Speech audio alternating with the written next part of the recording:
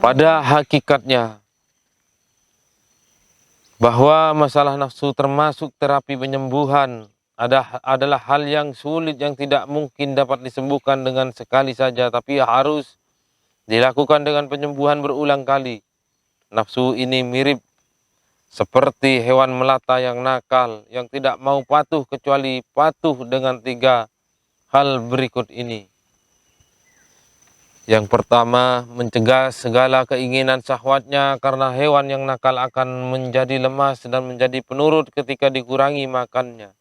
Kedua, memikul beban-beban ketaatan, karena hewan yang nakal ketika dikurangi makannya dan ditambahkannya bebannya, maka ia akan menjadi hina, kecil, lemah kekuatannya, menurut dan patuh. Ketiga, meminta pertolongan kepada Allah untuk menguasai nafsu itu dan dapat merendahkan diri kepadanya agar dia mau menolong untuk mengalahkan nafsu itu.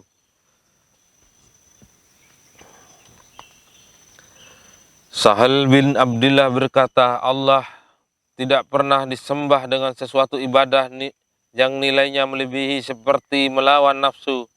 Telah diceritakan bahwa ada seorang pendeta yang terkenal di wilayah Mesir. Sebagai orang yang mendapat kelebihan, pendeta itu adalah seorang alim di kalangan umat Islam. Lalu berkata, pendeta ini harus dibunuh karena dikhawatirkan akan timbul fitnah di kalangan umat Islam lantaran pendeta ini orang alim. Ini pun berencana membunuh dengan pisau yang telah terlebih dahulu diracuni. Pada saat si alim ini mengetuk pintu rumah sang pendeta, si pendeta itu berkata dari dalam rumah, lemparkanlah dulu pisau itu, wahai orang alim di kalangan umat Islam. Si alim pun melemparkan pisau itu. Lalu ia masuk dan berkata, dari mana Anda memperoleh cahaya mukasyafah? Pendeta itu menjawab, dengan cara melawan keinginan nafsu. Si alim itu berkata lagi, apakah kamu menyukai Islam? Pendeta itu menjawab, ya, saya menyukainya. Saya telah bersaksi bahwa tiada Tuhan yang berhak disembah selain Allah, dan aku bersaksi bahwa Muhammad adalah utusan Allah. Si alim itu bertanya lagi, apa yang mendorongmu masuk Islam? Pendeta itu menjawab, aku menawarkan Islam pada nafsuku, lalu ia menolaknya. Karenanya aku lalu menentang nafsuku. Diceritakan dari Abu Yazid bahwa dia pernah berkata, aku melihat Allah saat aku tidur dan lalu aku bertanya, ya Tuhan, bagaimana jalan menujumu? Lalu Allah berkata, lepaskanlah nafsumu dan kemarilah.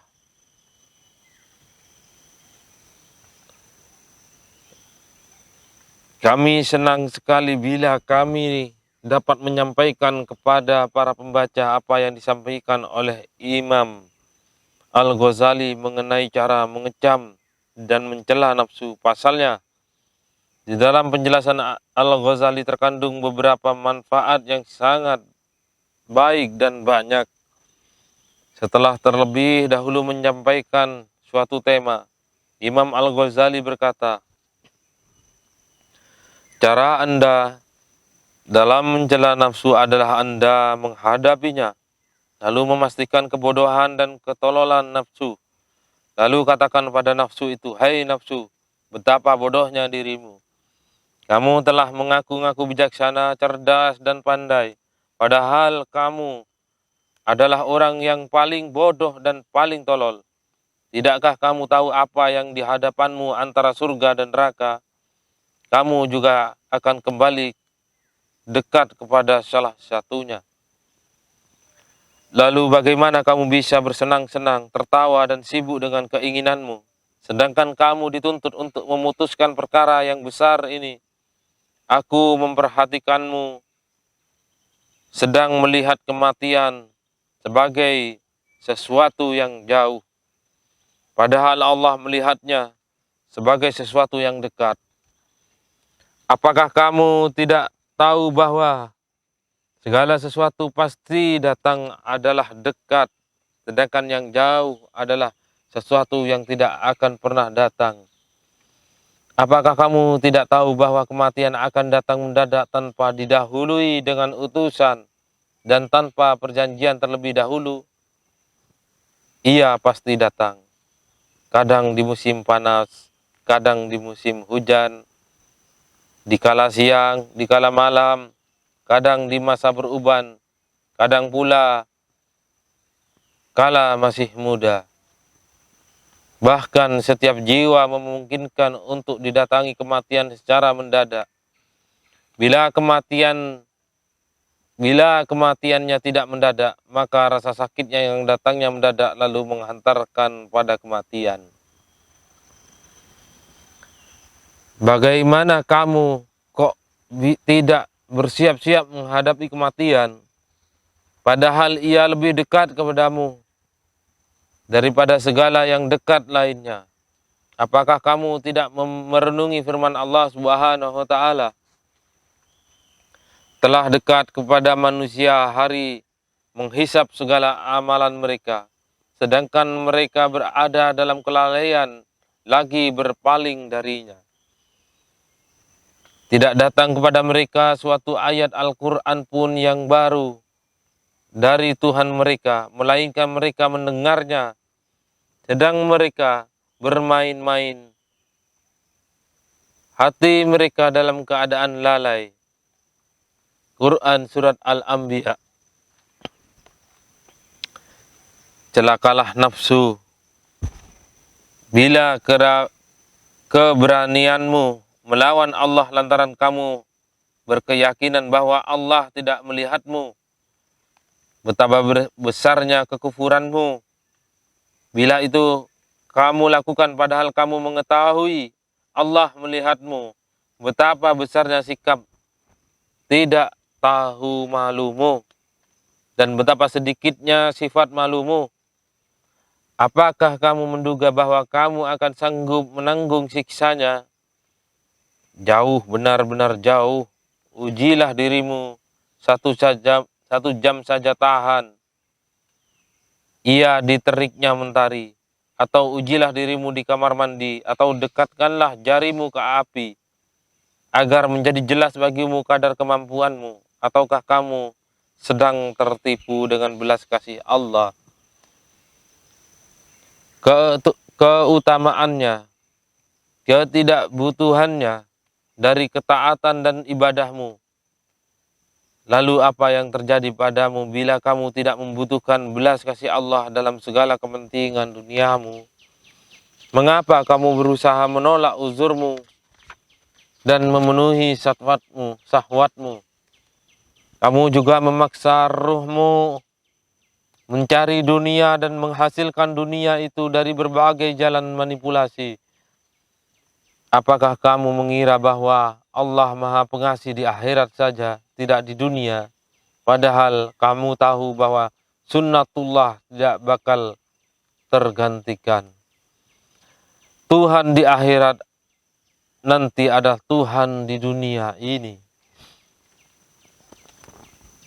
Celakalah wahai nafsu, betapa mengherankan kemunafikanmu dan pengakuan-pengakuanmu yang tidak sesuai itu. Kamu mengaku beriman dengan lisan, sedangkan tanda kemunafikan tampak darimu. Bukankah Tuhanmu telah berfirman, dan tidak ada suatu binatang melata pun di bumi, melainkan Allah lah yang memberi rezeki. Quran Surat Hud.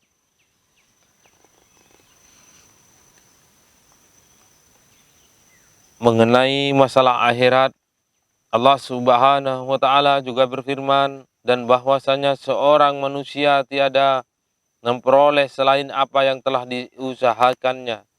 Quran Surat An-Najm.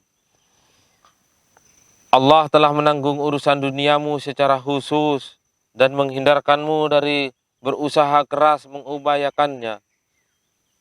tapi ternyata kemudian kamu mendustakannya dan segala perilakumu, dan kamu menjadi rakus, serta kerakusan orang yang sedang bingung.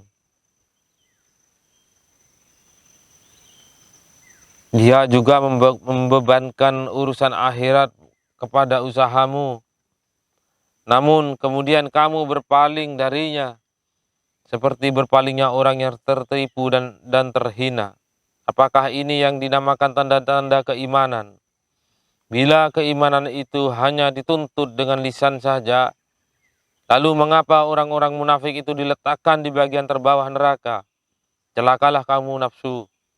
Kamu seolah-olah tidak mengimani adanya hari kiamat dan menduga bahwa bila kelak kamu mati, kamu bisa lepas dan lolos. Jauh sekali. Apakah kamu mengira bahwa kamu akan dibiarkan begitu saja? Bila perkiraanmu itu muncul terlahir dari dalam hatimu, betapa kufurnya kamu dan betapa bodohnya kamu. Tidakkah kamu berpikir dari apa kamu diciptakan? Dari sperma kamu diciptakan oleh Allah, lalu Allah menentukannya. Kemudian jalanmu dimudahkannya.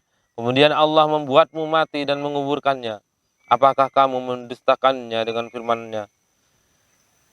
Kemudian bila Dia menghendaki, Dia membangkitkannya kembali. Quran Surat Abasa. Bila kamu tidak mendustakan firman itu, lalu mengapa kamu tidak bersiap diri? Mengapa meski orang Yahudi yang memberitakan kepadamu tentang makanan yang paling nikmat yang pernah kamu makan, bahwa makanan itu akan membahayakan penyakit yang kamu derita, kamu tidak mau memakannya, menghindari mengkonsumsinya, dan berusaha memeranginya dari dirimu. Lalu apakah sabda para nabi yang dibekali dengan mukjizat dan firman Allah dalam kitab-kitabnya yang diturunkannya justru lebih sedikit pengaruhnya daripada ucapan seorang Yahudi yang memberitahukan kepadamu berdasar dugaan-dugaan dan prasangka belaka dengan bekal akal yang pas-pasan dan keterbatasan ilmu. Hai nafsu, bila kamu telah mengetahui itu semua dan kamu mempercayainya, lalu mengapa kamu menunda-nunda beramal sedang kematian selalu mengintaimu? Bila saja kematian itu akan menyambarmu dengan paksa, tanpa pelan-pelan. Lalu apa sih sebenarnya apa yang menjadi penghalang untuk bersegera beramal? Apa juga yang menjadi faktor pendorong kamu menunda-nunda beramal? Apakah sikap menunda-nundamu itu mempunyai penyebab selain kelemahanmu untuk menentang syahwat-syahwatmu? Karena di dalamnya terdapat kelelahan. Lalu mengapa kamu hari ini lemah dari melakukannya, padahal kamu besok akan lebih lemah? Pasalnya, syahwat itu seperti pohonan yang kokoh di mana seseorang merasa tidak mampu mencabutnya. Ketika ia tidak mampu untuk mencabutnya, maka ia seperti seorang pemuda yang masih kuat namun tidak mampu mencabut sebatang pohon. Kemudian ia menundanya sampai tahun depan, padahal ia mengetahui semakin lama pohon itu semakin kuat dan kokoh, sedangkan orang yang mencabutnya semakin lama justru semakin lemah dan tidak mampu. Sesuatu yang tidak mampu dilakukannya kala masih remaja, maka tentu tidak akan mampu dilakukannya pada saat usia sudah mulai beruban. Bahkan bagi orang yang mencapai tahap usia pikun, olahraga menjadi suatu hal yang sulit. Memang di antara hal yang menyiksa adalah mendidik seekor serigala. Ranting yang masih basah dan mudah ditegakkan kembali ketika ranting kering dan waktunya telah sekian lama, maka ranting itu tidak mungkin bisa ditegakkan kembali. Jika kamu tidak memahami hal-hal yang agung ini, kemudian kamu lebih cenderung menunda bertobat, lalu mengapa kamu mengaku bijaksana? Ketololan apakah yang justru semakin bertambah jadi saja? Mungkin saja kamu akan mengatakan, Tidak ada yang menghalangiku dari beristiqomah, beramal selain ambisiku untuk merasakan kenikmatan syahwat dan minimnya kesabaranku menanggung rasa sakit serta kepayahan. Betapa tololnya dirimu dan betapa buruknya alasanmu. Jika kamu benar dalam alasanmu itu, carilah kenikmatan syahwat yang bebas dari kotoran-kotoran yang abadi selama-lamanya.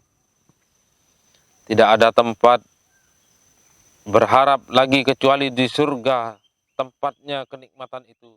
Wujud kidam baqa mukhalafatul lil hawadisi qiyamuhu binafsihi wahdaniyat kudrat iradah.